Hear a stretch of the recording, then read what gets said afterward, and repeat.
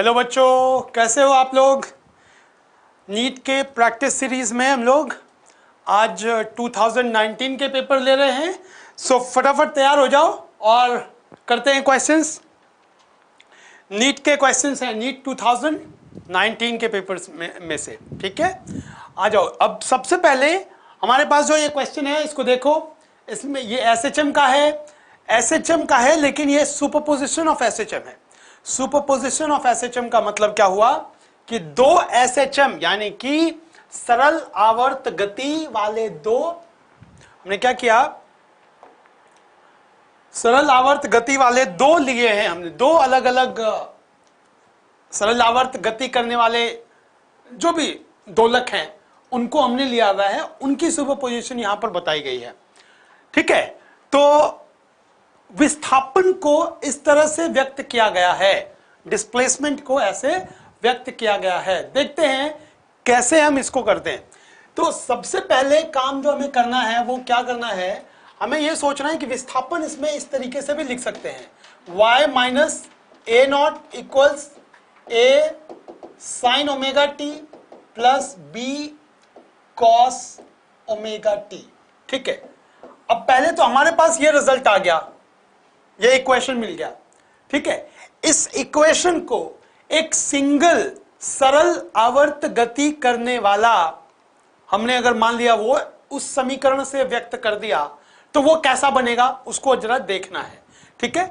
तो इसके लिए सबसे पहले हम एक और चीज सोचते हैं, देखते हैं कि y अगर हम कह रहे हैं y1 प्लस y2, मतलब दो एसएचएम का, ये दो एसएचएम का एक परिणाम है, मतलब इन दोनों का एक परिणाम हमने निकालना है, ठीक है। तो अगर दो एसएचएम हो रहा है तो उसको कैसे लिखेंगे, y1 के लिए मान लेते हैं उसका एम्पलीट्यूड a ले लेते हैं, a साइन ओमेगा टी, और दूसरे को ले लेते हैं a, यहां पर अब इसका एम्पलीट्यूड अलग होगा, ठीक है, इसका जो एम्पलीट्यूड होगा वो अलग होगा, b कॉस ओमेगा टी। अब यहां पर समझने वाली बात क्या है कि इन दोनों को अगर हम लिखना चाहेंगे तो कुछ इस तरह से लिख सकते हैं, b कॉस ओमेगा टी को हम लिख सकते हैं कैसे, b कॉस ओमेगा टी को लिख सकते हैं b sign omega T plus pi by 2, ठीक है, sign omega T plus pi by 2। तो इन दोनों का रिजल्टेंट ऐसा दिया हुआ है, ठीक है। अब जब हम रिजल्टेंट ऐसे इन दोनों का निकालते हैं तो पता है कैसा बनेगा, कुछ इस तरह से बनेगा। सबसे पहले क्या करते हैं, इसको हम ड्रॉ कर लेते हैं, इसको हम ड्रॉ कर लेते हैं कैसे, एक ये A है और ये B है, ठीक। ये एसएचएम, ये जो एसएचएम है ये उसका एम्पलीट्यूड A है, और ये वाला जो एसएचएम है वो क्या है, B है, उसका एम्पलीट्यूड। एम्पलीट्यूड मतलब एम्पलीट्यूड जो इसका बन रहा है, अधिकतम विस्थापन जो होगा एक सिरे में, जैसे पेंडुलम होता है, अधिकतम विस्थापन ये हमने A बोला, इसको एम्पलीट्यूड बोलते हैं, ठीक है। तो यहां पर जैसे क्या दिया हुआ है, यहां पर हमारे पास ये दिया हुआ है कि ये दोनों ही एक दूसरे के साथ, दोनों के बीच का फेज डिफरेंस जो है, यहां पर हमारे पास क्या दिया हुआ है, फाई जो दिया हुआ है पाई बाय 2, यानी कि फेज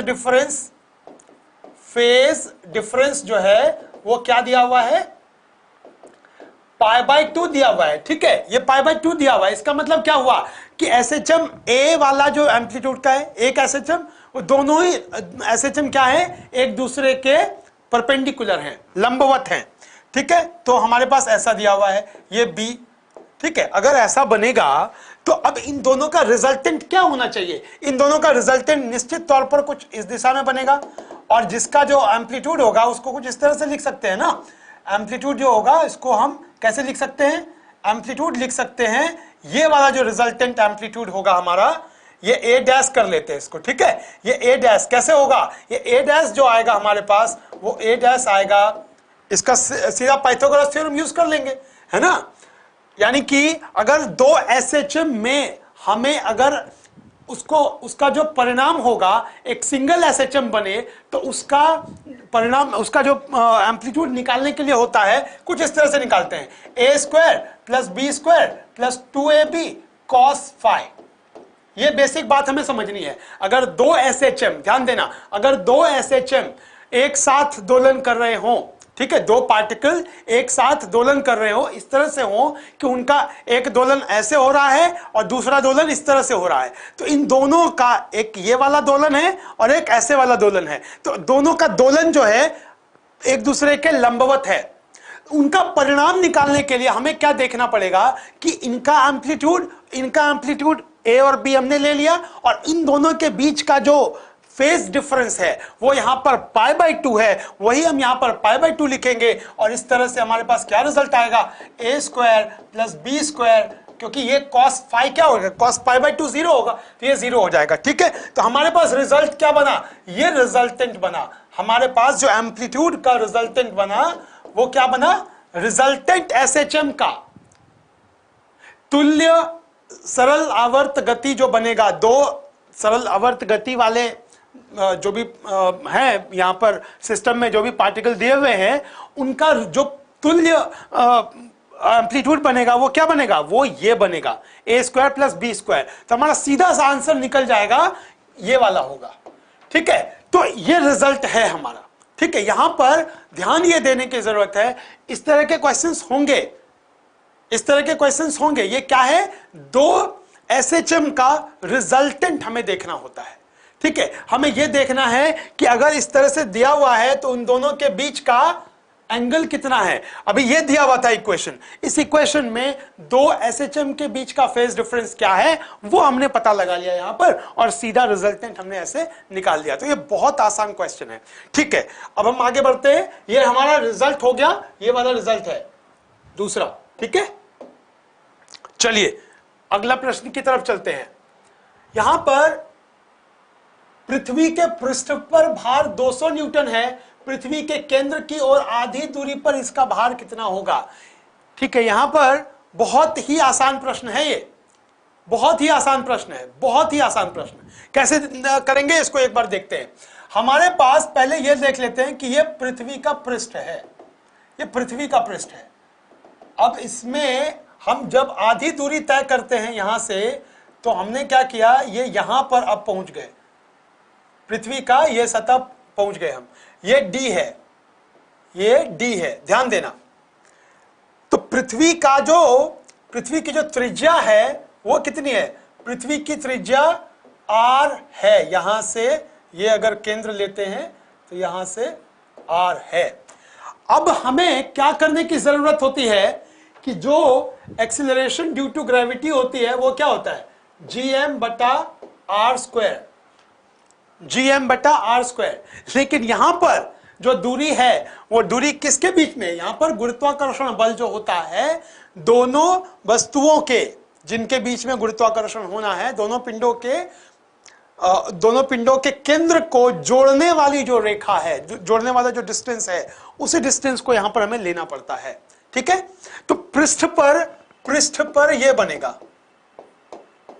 पृष्ठ पर एक्सीलरेशन ड्यू टू ग्रेविटी की जो वैल्यू होगी वो ये बनेगी। ठीक है, और यहां पर क्या बनेगा इस जगह पर, क्योंकि अब तो ये कितना हो गया, ये यहां से r - d डिस्टेंस पर हो गया, तो ठीक है r - d डिस्टेंस पर हो गया। तो g' जो होगा, g' होगा कुछ इस तरह से लिख सकते हैं इसको, g × r - d/r, ये ध्यान में रखना है। नया जो एक्सेलरेशन ड्यू टू ग्रेविटी होगा वो ये बनेगा। ठीक है, d क्या है, d यहां पर है कितनी दूरी जा रहे हैं, मतलब सतह से कितनी दूरी नीचे गए, मतलब हमें क्या करना पड़ता है, गड्ढा करके उसके अंदर जाना पड़ता है, खोदा गया है, तो ये दूरी है बेसिकली। तो ये दूरी है आपका d, ये सतह है, सतह से अंदर गए हम, और ये हमारा ये पृथ्वी है पूरी, है ना, ये पृथ्वी की वो ठोस वाली जो हमारी यहां तक हम पहुंचे हैं, आधी दूरी की बात हो रही है, यहां से नीचे जा रहे थे। तो इसमें हमें भार देखना है, तो भार बराबर क्या होता है, भार का अगर रेशियो लेंगे, भार का रेशियो लेंगे तो क्या होता है, m, मास तो बराबर ही रहेगा, द्रव्यमान उसका बराबर ही रहेगा। ठीक है, mg/a करना पड़ेगा। तो इस तरीके से सीधा सीधा क्या कर सकते हैं, मास तो कैंसिल हो गया, g'/g के इक्वल होगा, g'/g कितना होगा, r - d/r।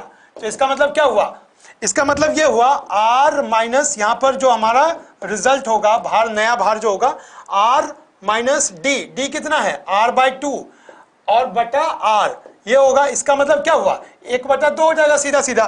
तो इसका मतलब नया भार जो होगा, नया भार पुराने भार का आधा हो जाएगा। इसका मतलब 200 न्यूटन अगर पृष्ठ पर है तो यहां पर मान लेते हैं, इसको नाम दे देते हैं, बिंदु ए और ये बिंदु बी। तो ए पर 200 न्यूटन है, बिंदु बी जब नीचे गए आधी दूरी तय किया, त्रिज्या के बराबर आधी दूरी, ठीक है। तो इसका क्या होगा, केंद्र की ओर जा रहे थे तो कितना होगा, इसका आधा होगा। 200 का आधा कितना होता है, 200 का आधा 100 न्यूटन। ये हमारा रिजल्ट है, ठीक है। आसान था ये प्रश्न, बहुत ही आसान था। इसको ध्यान में रखने पर ये बड़े आसानी से ये हो जाता है। लेकिन ये ध्यान में रखना जरूरी है कि जब भी आप फॉर्मूला ध्यान में रखते हो, फॉर्मूला आप याद करते हो ना, बिल्कुल ब्लाइंड मत करो उसको, उसके पीछे समझो कि लॉजिक क्या है। ये अगर जो आपने देखा अभी चित्र के साथ अगर फॉर्मूला आप बढ़िया तरीके से जोड़ सकते हो तो आपके लिए बहुत आसान हो जाएगा इसको उपयोग करना, ठीक है। तो फॉर्मूला जरूर ध्यान में रखना है, लेकिन फॉर्मूले के साथ साथ यह देखना है कि उसका जो पूरा लॉजिक है वो क्या है, ठीक है। चलो अब अगले प्रश्न की तरफ चलते हैं, क्योंकि समय कम है, ज्यादा से ज्यादा हमें प्रश्न करने हैं, ठीक है। अब यहां पर इस प्रश्न की तरफ देखते हैं, इस प्रश्न में क्या कहा गया है इस पर गौर करते हैं। द्रव्यमान m दिया हुआ है, l की लंबाई, क्या किसी तार से इसको निलंबित किया जाता है तो तार की लंबाई बढ़ जाती है, ठीक है। विस्तारित तार में संचरित प्रत्यास्थ स्थितिज ऊर्जा क्या है, इसका मतलब इलास्टिक पोटेंशियल एनर्जी कैसे निकालेंगे, सोच के देखते हैं। अगर हमने ये तार अभी खींचा, ठीक है, इस तार का कोई द्रव्यमान नहीं है मान लो, तो अभी इस पर कोई ऊर्जा वगैरह कुछ नहीं होगी, ठीक है। अब हमने क्या किया, इसको हमने किसी गुटके से इसके साथ इस तार के सहारे गुटके को लटका दिया।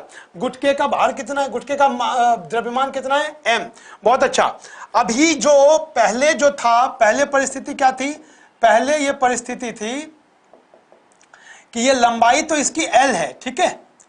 अब जैसे ही गुटका को लटकाया गया तो लंबाई इसकी l से बढ़ गई, इसकी लंबाई इसकी l से बढ़ गई, और अब ये इक्विलिब्रियम में है, संतुलन की अवस्था में है। संतुलन की अवस्था में होने के बाद हम क्या लिखेंगे कि भार जो है mg बराबर, यहां पर ये तार कुछ इस तरह से, ये इसकी प्रत्यास्थता है, इसको खींचा जा सकता है, ठीक है।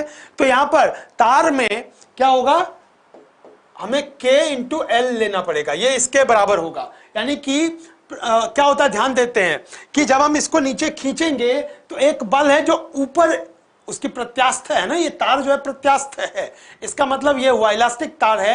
तो क्या होगा, इलास्टिसिटी इसको क्या करेगी, इसको जो खिंचाव आया है उसको वापस उसकी यथास्थिति लाने की कोशिश करेगी। तो वो जो बल है उस बल को हम लिखेंगे k इंटू एल, एल से बढ़ा था तो k इंटू एल, और ये क्या होगा, इस दिशा में होता है, इसके विपरीत दिशा में होता है। ये बहुत ही बेसिक बात है, k इंटू एल यहां पर लगेगा, ठीक है। इस पर जो लगेगा तार के प्रत्यास्थता की वजह से बल ऊपर लगेगा। तो एक तो ये बन गया, इसको यहां पर k निकाल लेते हैं, mg बाय एल, बहुत बढ़िया, ये हो गया। अब हमारे पास जो प्रत्यास्थता स्थितिज ऊर्जा होती है वो क्या होती है, U बराबर होता है हाफ इंटू के, यहां x। यहां पर एक चीज देखना है, जो खिंचाव आया है, जितना खिंचाव आया है उसका स्क्वायर, k इंटू खिंचाव का स्क्वायर, यही होता है। तो k इंटू एल स्क्वायर कर लेंगे, ठीक है। तो यहां पर हमारे पास क्या निकलेगा, k का मान क्या है, mg बाय एल, और ये 1/2 तो था ही था, ठीक है। अब ये एल स्क्वायर, तो हमारे पास रिजल्ट क्या निकला, हाफ m, एक कैपिटल M, g और l बाय 2, है ना, mgl बाय 2, mgl बाय 2 हमारा रिजल्ट है, यानी कि ये वाला रिजल्ट है। ये ध्यान देना, ये छोटा वाला l जो है ये खिंचाव है, ये खिंचाव है, ठीक है, ये दिया गया है हमें, ठीक है ना, कि खींचने पर विस्तारित तार में क्या हो गया, विस्तार हुआ। कितना विस्तार हुआ, स्मॉल एल का ही विस्तार हुआ है, ठीक है। प्रश्न को बढ़िया तरीके से समझना चाहिए हमें, ठीक है। तो ये हमारा उत्तर है, उत्तर नंबर क्या होगा, उत्तर हमारा हो जाएगा ये तीसरा, ठीक है। चलो अगले प्रश्न की तरफ बढ़ते हैं। अब ये वाला जो है ये कौन सा, वेव ऑप्टिक्स से है, इसमें कोणीय चौड़ाई जो है उसकी बात हो रही है। कोणीय चौड़ाई अगर हम देखेंगे कोणीय चौड़ाई किसकी, कोणीय चौड़ाई अगर निकालेंगे किसी भी, जो भी उसका बिंब बनता है उसमें क्या बनेगा, कोणीय चौड़ाई।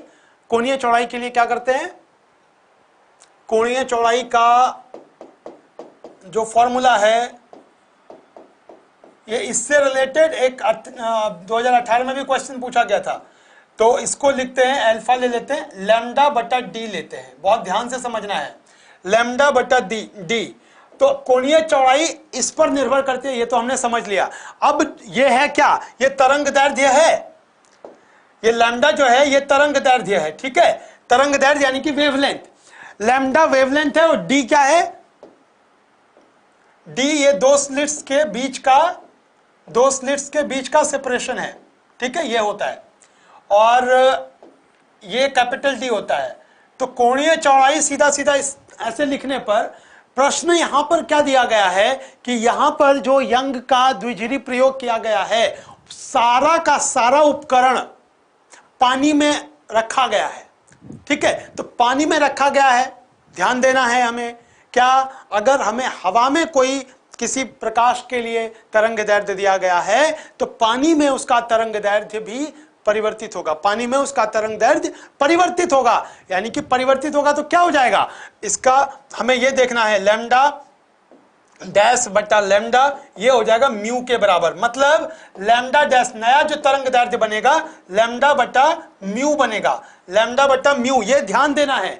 इसका मतलब ये हुआ कि कोणीय चौड़ाई, जो नया कोणीय चौड़ाई होगा वो हो जाएगा कोणीय चौड़ाई बटा म्यू, सीधा सीधा ये काम करना है आपको। अगर पूरे उपकरण को हमने किसी माध्यम में रख दिया है, ध्यान देना बहुत अच्छे से, पूरे उपकरण, कौन से उपकरण, यंग के द्विध्रुवी प्रयोग वाले सारे उपकरण को अगर हमने किसी माध्यम में रख दिया है तो क्या होना चाहिए, उसका वेवलेंथ परिवर्तित होगा, यानी कि तरंग दैर्ध्य परिवर्तित होगा। तो नया कोणीय चौड़ाई तरंग दैर्ध्य के हिसाब से, क्योंकि ये जो है ये परिवर्तित नहीं की गई है, ये ध्यान रखना है, हमने इसको परिवर्तित नहीं किया है, ये डी यानी कि दो स्लिट्स के बीच का जो दूरी है उसको परिवर्तित नहीं किया है हमने। अगर इसको परिवर्तित किया तो क्या हो जाएगा, ये भी कोणीय चौड़ाई भी परिवर्तित हो जाएगी। अब हम देखेंगे कि lambda dash upon lambda equals mu होता है, तो लैम्डा डैश इक्वल्स क्या हो जाएगा, हमें म्यू के हिसाब से रखना पड़ेगा, उल्टा हो गया ये यहां पर एक बार फिर से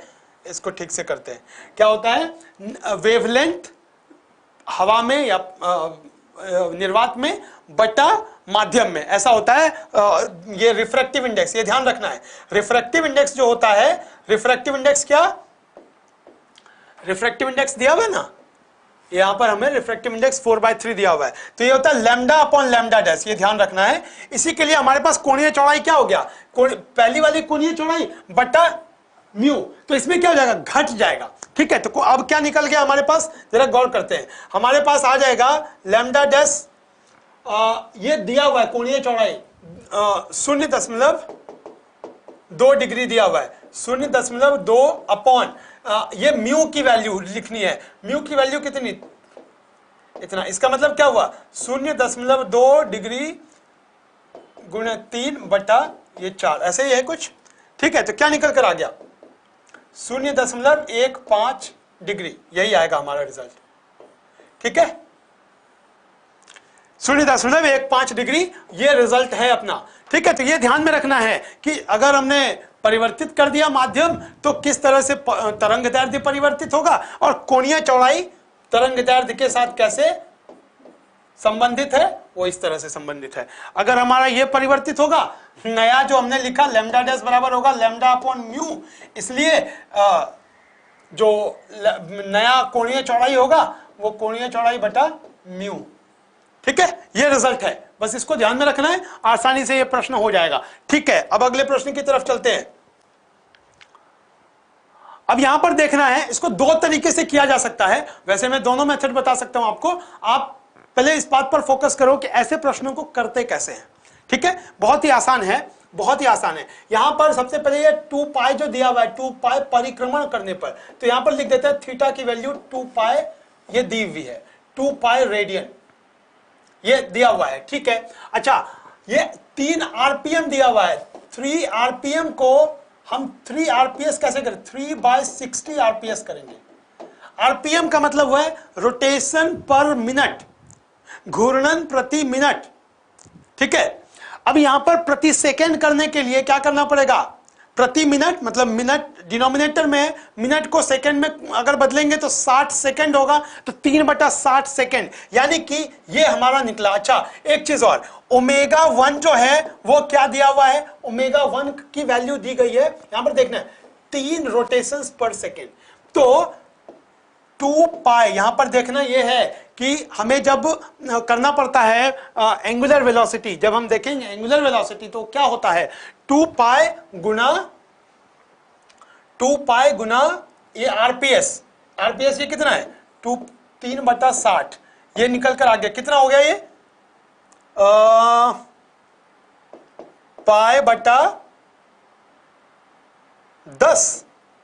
पाई/10 रेडियन पर सेकेंड, ठीक है, पाई/10 रेडियन पर सेकेंड ये दिया हुआ है। अच्छा ओमेगा 2 जो दिया हुआ है ये हमें दिया हुआ है 0, क्योंकि इसको रोकने की बात हो रही है, हमें क्या करना है उसको रोकना है, रोकने के लिए 0 हो जाएगा। इसकी जो घूर्णन गति होगी वो क्या होगी, घूर्णन गति जो होगी वो 0 हो जाएगी रोकने के लिए। शुरुआत में कितनी थी 2 पाई गुना आरपीएस, आरपीएस कितना 3/60, तो ये इतना रेडियन पर सेकेंड हो गया। सही किया मैंने, हाँ बिल्कुल ठीक किया है, 3 ठीक है, तो पाई/10 रेडियन पर सेकेंड ये ओमेगा 1 हो गया। अच्छा ठीक है, ये तो हो गया।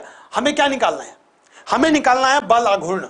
बल आघूर्ण का मतलब होता है, बल आघूर्ण का मतलब होता है tau equals I into alpha. I क्या है, मोमेंट ऑफ इनर्शिया, हमें मोमेंट ऑफ इनर्शिया देखना है, ठीक है। ठोस बेलन, ये ध्यान रखना है, ठोस बेलन है, ठोस बेलन का मोमेंट ऑफ इनर्शिया क्या होगा, ठोस बेलन का मोमेंट ऑफ इनर्शिया mr²/2 होगा, ठीक है, इसको हमें गौर करना है। अच्छा अल्फा निकालना पड़ेगा, अल्फा कैसे निकालेंगे, अल्फा निकालना बहुत आसान है, कैसे, ω2² माइनस ω1² बराबर 2 अल्फा थीटा, ठीक है, थीटा यहां पर 2 पाई रेडियन दिया हुआ है हमें, ये बहुत अच्छे से समझना है। तो थीटा इक्वल्स क्या हो जाएगा, थीटा इक्वल्स हो जाएगा ω2² माइनस ω1² बटा क्या 2 थीटा, ये काम करना है हमें, ठीक है।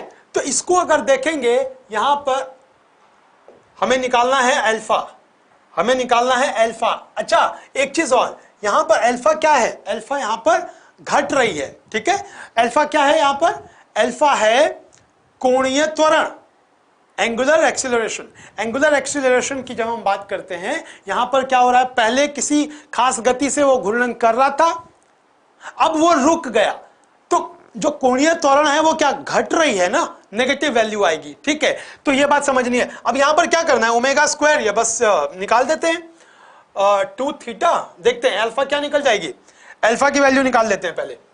अल्फा की वैल्यू क्या होगी, अल्फा बराबर होगा, ये तो 0 है, तो 0 घटा कितना पाई/10 का स्क्वायर बटा 2 इंटू पाई, 2 इंटू 2 पाई, थीटा कितना है, थीटा है 2 पाई रेडियन दिया हुआ, ठीक है ना, थीटा दिया हुआ है 2 पाई रेडियन, तो 2 इंटू 2 पाई, बहुत बढ़िया, कितना हो गया पाई² बटा 100 गुणे में कितना पाई² बटा 100, और ये डिवाइड बाय कितना हो गया 4 पाई², 4 पाई², तो क्या हो जाएगा पाई² बटा 100 गुणे 1/4 पाई², मतलब कितना हुआ, ये तो कैंसिल हो गया, पाई² कैंसिल, तो 1/400, ठीक है यही ले लेते हैं, 1/400 रेडियन पर सेकेंड स्क्वायर, ये हो गया। मोमेंट ऑफ इनर्शिया कितना निकालना पड़ेगा, द्रव्यमान दिया गया है और त्रिज्या दिया गया है, इन सबको हम अब गुना करेंगे, क्या करेंगे देखते हैं। देखो टॉर्क निकालना है, यानी कि बल आघूर्ण, बल आघूर्ण जो होगा, बल आघूर्ण आई इंटू अल्फा होगा। आई के लिए क्या लिखेंगे, ½ mr², ये ध्यान रखना है, इंटू अल्फा कितना है, अल्फा हमें लिखना है, अल्फा हमने कितना निकाला अभी, अल्फा हमारा निकला 1/400, ठीक है। अच्छा, मास कितना दिया हुआ है वो भी देखना है, आर कितना दिया हुआ है वो भी देखना है, ठीक है। तो एक बार देख लेते हैं, मास कितना दिया हुआ है। मास हमें दिया हुआ है 2 kg और त्रिज्या दिया हुआ है 4 सेंटीमीटर, यानी कि आर जो दिया हुआ है 4 सेंटीमीटर का मतलब क्या, 4 × 10⁻² मीटर्स, ठीक है। ये हो गया। मास कितना दिया हुआ है, मास दिया हुआ है 2 kg, ठीक है। तो आई कितना हो जाएगा, ½ mr², जल्दी जल्दी करते हैं, हाफ एम कितना, 2 × r², यानी कि 4 × -2 इसका होल स्क्वायर, कितना हो गया, ये 2 कैंसिल हो गया, 16 × 10⁻⁴, ये हो गया आई, इतना kg metre square, kg metre square, ठीक है। तो आई हमारे पास आ गया, इसको रख देंगे यहां पर। तो आई बराबर कितना हो गया,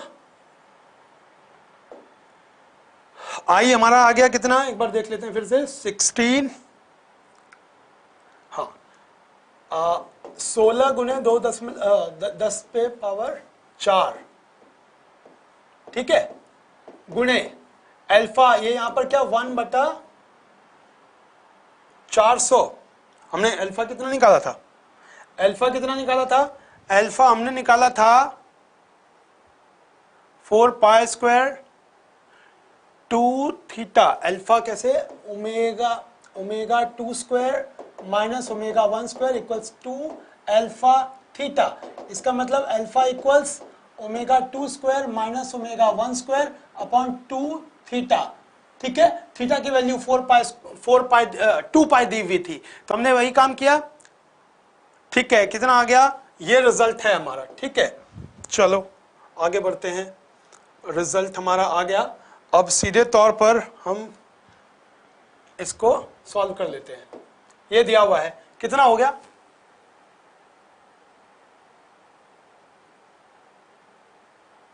ठीक है। इसको अब जब हम सॉल्व करेंगे तो हमारे पास रिजल्ट जो मिलेगा वो कितना मिलेगा, रिजल्ट क्या मिलेगा, यही हमें काम करना है। यहां पर क्या काम करना है, 3 rpm, हमारा हमने ओमेगा वगैरह निकाल दिया था ना, ω1 जो हमारा था वो कितना था, 2π × π 3/60, 3/60, फटाफट से करते हैं एक बार फिर से, 3/60, ठीक है। इसको सॉल्व कर लेते हैं, तो कितना आ गया, π/10 रेडियन पर सेकेंड, ठीक है। ω1, ω2 0, थीटा हमारे पास कितना 2π, तो इन सब का हम जब करेंगे कैलकुलेट, उसके बाद फिर हम आसानी से निकाल सकते हैं। टॉर्क के लिए हमें क्या करना है, I × अल्फा, बस यही काम करना है, ठीक है। I × अल्फा, आई निकल गया, आई क्या है, moment of inertia, moment of inertia एक बार करेक्ट कर लिया हमने, एक बार फिर से चेक कर लेते हैं, क्योंकि कैलकुलेशन में क्या आ रहा है, अब ये 2 आना चाहिए, कैलकुलेशन में 2 आना चाहिए, 4 सेंटीमीटर, मास है 2 kg, ½ mr²।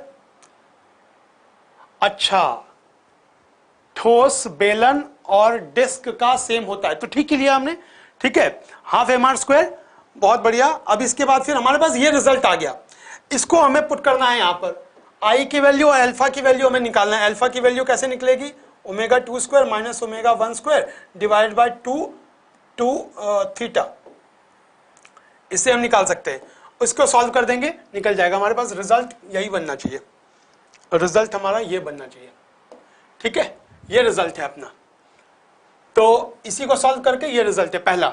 अब हम आगे बढ़ते हैं, दूसरे क्वेश्चन को करते हैं।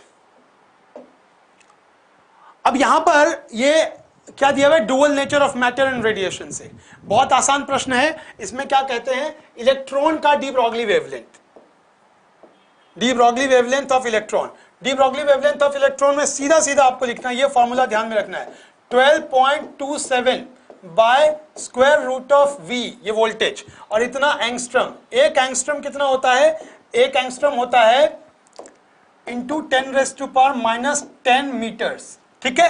तो इसको लिखते हैं, क्या होगा, हमारे पास वोल्टेज जो दिया हुआ है 10,000 वोल्ट दिया हुआ है, 12.27/10 10,000 का स्क्वायर रूट इंटू 10⁻⁻10 कितना हो गया? 12.27 इंटू 10⁻⁻10 बटा ये कितना हो जाएगा? 100 हो जाएगा। ये 100 हो गया। इसको करने पर क्या हो जाएगा? 12। बस यही कर लेंगे हम लोग सीधा। 12.2 इंटू 10⁻⁻12। ठीक है, ये हो जाएगा हमारा, ये रिजल्ट है। ठीक है, तो बहुत आसान है। इस फॉर्मूले को ध्यान में रखना है। इलेक्ट्रॉन की ये डी ब्रॉगली तरंग दैर्ध्य है। इलेक्ट्रॉन की तरंग दैर्ध्य, डी ब्रॉगली तरंग दैर्ध्य जो होगी वो क्या होगी? वो ये फॉर्मूला है, इसमें v दिया हुआ है, v को हम पुट करेंगे, हमारे पास लैम्डा की वैल्यू ये आ जाएगी। यही हमारा रिजल्ट है। ठीक है, अब आगे बढ़ते हैं दूसरे प्रश्न की तरफ। अब यहां पर पूर्ण दोलन में सरल आवर्त गति करते किसी कण का औसत वेग क्या होता है? बहुत ध्यान से समझना है कि अगर कोई जो दोलन कर रहा होता है, सरल आवर्त गति में दोलन कर रहा होता है, तो विस्थापन तो ये है। अगर हम कहें औसत वेग निकालना है तो पूरे समय में निकालना है। एक बार अगर कंप्लीट दोलन हो गया, ध्यान देना है, एक पूर्ण दोलन के लिए, ठीक है, पूर्ण दोलन के लिए, पूर्ण दोलन का मतलब हुआ कि यहां पर अभी है, अपनी आरंभिक अवस्था में है, मध्य स्थिति में है, यहां से गया ऊपर, वापस आया, दूसरे दिशा में मैक्सिमम गया, फिर वापस आया। तो पूर्ण दोलन में विस्थापन शून्य, पूर्ण दोलन में कंप्लीट ऑसिलेशन में पूर्ण दोलन में क्या हुआ? विस्थापन हो गया शून्य, विस्थापन हो गया शून्य। और औसत वेग क्या होगा? औसत वेग फिर क्या होता है? औसत वेग बराबर होता है विस्थापन बटा कुल समय। विस्थापन कितना? शून्य, तो औसत वेग कितना? शून्य। तो हमारा उत्तर ये वाला है। ठीक है, ये ध्यान रखना है। बहुत ही आसान प्रश्न था ये। ठीक है, चलो अब आगे बढ़ते हैं। अब यहां पर ये इलेक्ट्रोस्टैट का क्वेश्चन है, बहुत आसानी से हो सकता है, बहुत गौर करिए इसको। यहां पर क्या कहा गया कि एक चार्ज है, ये दूसरा चार्ज है। क्या बोला गया? बिंदु आवेश ए एंड बी, यहां पर ए और ये बी। अभी इस पर कितना है? प्लस क्यू है इस पर, और ये माइनस क्यू है। बहुत ध्यान से समझिए कि ये दिया हुआ है, ठीक है, ये इन दोनों के बीच में डिस्टेंस आर ले लिया मैंने, यही दिया हुआ है। ठीक है, अच्छा, कुछ दूरी पर है। अब इस परिस्थिति में एफ कितना होगा? एफ हो जाएगा क्यू स्क्वायर बटा 4 pi epsilon naught R square. ये ध्यान देना है, ये एफ हो गया। अब क्या बोला गया इसमें कि इस परिस्थिति में एफ है। अब बोला गया कि ए का 25% आवेश बी को स्थानांतरित कर दिया जाए तो आवेशों के बीच नया बल क्या होगा? तो अगर स्थानांतरित कर दिया गया 25% ऑफ क्यू का मतलब Q/4 हो गया ना। ठीक है, अब ए जो है, ए पर यहां पर नया चार्ज जो बनेगा, ये प्लस क्यू था, प्लस क्यू माइनस Q/4, ये Q1 हो गया। ठीक है, स्थानांतरित करने पर यही होगा। अभी इस पर जो चार्ज होगा ए पर, और ये बी है, बी पर क्या हो जाएगा? स्थानांतरित किसको किया गया? 25% का मतलब Q/4 इसमें से घट गया और इसमें बढ़ गया। इसमें क्या था? Q2 जो होगा माइनस क्यू था हमारे पास। ठीक है, अब माइनस, इसमें माइनस Q/4 किया, इसमें क्या हुआ? प्लस Q/4 किया गया। क्यों ऐसा? कि A का 25% आवेश B को दे दिया गया, तो B में Q/4 बढ़ गया। पहले कितना था? माइनस क्यू था, इस परिस्थिति में माइनस क्यू था। अब कितना हो गया? अब इसको देखेंगे, इसको करेंगे तो 3 माइनस Q/4, ये Q2 बन गया। ठीक है, और Q1 कितना बन गया? इसको देखेंगे, ये कितना हो गया? ये कितना हो गया? ये भी 3Q/4, 3Q/4। ठीक है, तो अब नया बल जो होगा, नया बल क्या लिखेंगे? नया बल होगा, मैं 1/4 पाई एप्सिलॉन नॉट तो ऐसे लिख देता हूं।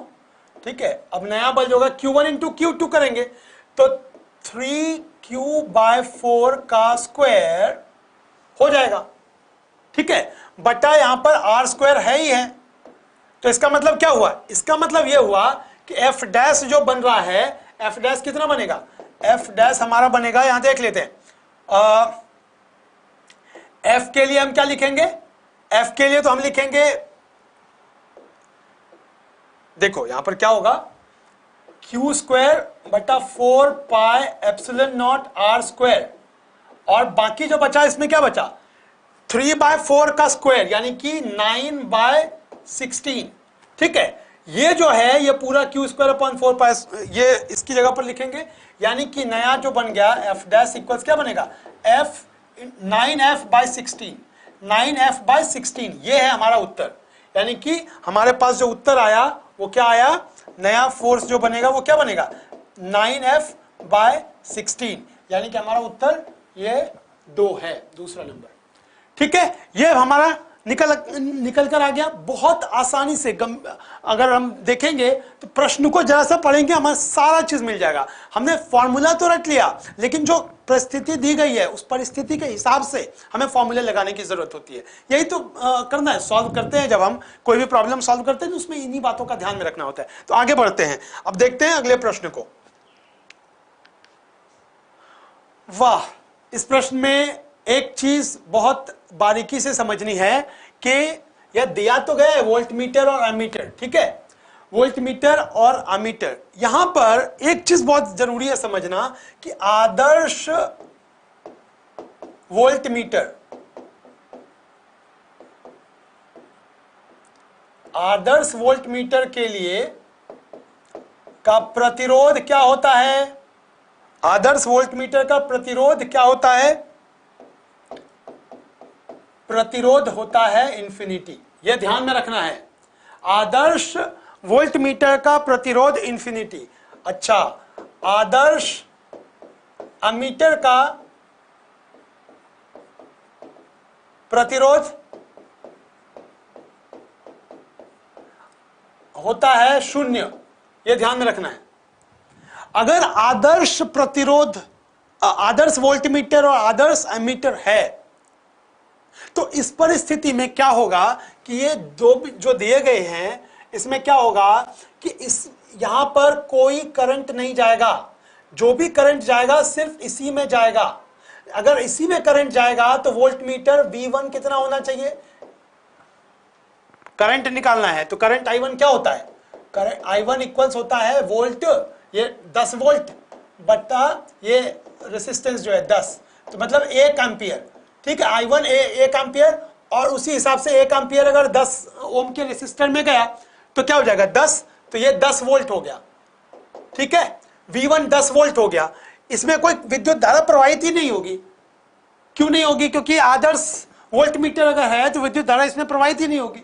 जो विद्युत धारा यहां से गई वो विद्युत धारा सिर्फ इस प्रतिरोध में गई है। ठीक है, अब इसी तरह से इसमें भी बात कर लेते हैं। अगर यहां पर देखेंगे इधर कोई प्रवाहित नहीं होगी, इधर कोई विद्युत धारा क्यों प्रवाहित नहीं होगी, क्योंकि आदर्श वोल्टमीटर है। आदर्श वोल्टमीटर में प्रतिरोध इंफिनिटी है, अनंत है, तो क्या होगा, रोक देगा करंट को, करंट उसमें, यानी कि विद्युत धारा प्रवाहित नहीं होगी। अगर इसमें विद्युत धारा प्रवाहित नहीं होगी तो सारा का सारा जो विद्युत धारा जाएगा यहां से वो इसी में जाएगा। तो यहां पर भी I2 निकालेंगे तो I2 भी हमारा क्या होगा, I2 भी 1 एम्पियर होगा। और इस हिसाब से V2 देखेंगे तो V2 क्या होगा, इसमें जो बनेगा वो V2 भी होगा 10 वोल्ट। तो इसका क्या मतलब हुआ, इसका मतलब यह हुआ कि V1 V2 दोनों सेम, I1 I2 दोनों सेम। हमारा उत्तर क्या आ गया, हमारा उत्तर क्या आ गया, हमारा उत्तर यह है, हमारा उत्तर क्या हो गया, हमारा उत्तर ये वाला है, तीसरा। ठीक है, ये तीसरा हो गया हमारा उत्तर। तो आसान है ये। अब हम अगले प्रश्न को करते हैं, आज के लिए लास्ट प्रश्न को लेते हैं, और ये रहा, ये प्रश्न रहा। गौर करना है कि हमें जो सरल आवर्त गति को देखते हैं ना, तो सरल आवर्त गति को जब हम देखते हैं तो ये जिस तरह से घूर्णन होती है ना पार्टिकल की, उसी के आधार पर इसको देख सकते हैं। अभी पार्टिकल कहां पर है, शुरुआत में यहां पर है, ठीक है। यानी कि इसका मतलब क्या हुआ, इसका मतलब यह हुआ कि शुरुआत में ये एक्सट्रीम लेवल पर है ही है ऑलरेडी। तो इसका सीधा मतलब होगा जो हमारे पास y इक्वल्स आता है एम्पलीट्यूड और sine omega T plus phi, ये स्टैंडर्ड इक्वेशन होता है, ठीक है।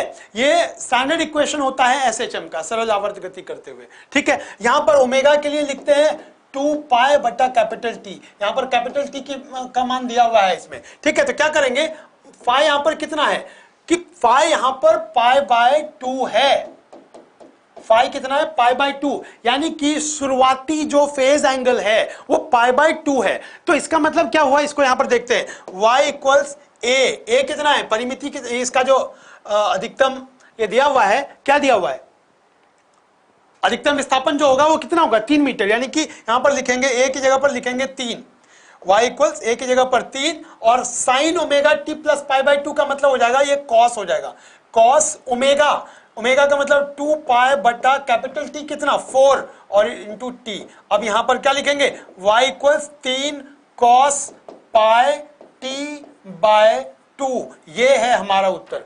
यही कौन सा है, आसान, ये वाला, ये चौथा नंबर, यही हमारा उत्तर है, ठीक है। तो इस तरह के प्रश्न को हमें बहुत आसानी से समझना पड़ेगा कि इसको देखते हुए स्टैंडर्ड इक्वेशन के साथ हम उसको पुट कर दे, सारे पैरामीटर जो भी दिए गए हैं वैल्यू, ठीक है। बहुत बहुत धन्यवाद। अब उम्मीद करता हूं कि जो आज बताया गया आप बहुत बढ़िया तरीके से प्रैक्टिस करेंगे।